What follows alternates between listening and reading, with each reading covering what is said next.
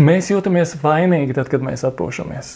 Un līdz ar to mēs nogriežam sev atpūšanās iespēju. Mēs jūtamies vainīgi par to, ka mēs nedzīvojam pietiekoši efektīvi, ka mēs atpūšamies. Tas sociālais spiediens no apkārtējiem cilvēkiem.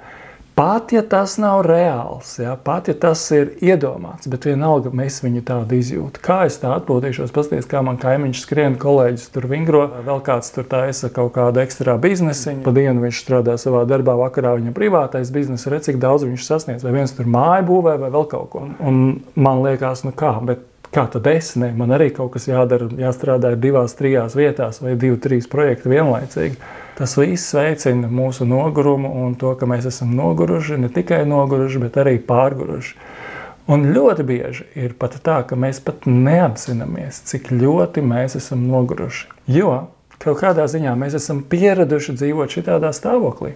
Mēs esam pieraduši dzīvot tādā nogurušā stāvoklī. Mēs domājam, ka tas ir normāli, un tikai mēs brīnamies, ka tas nesanāk.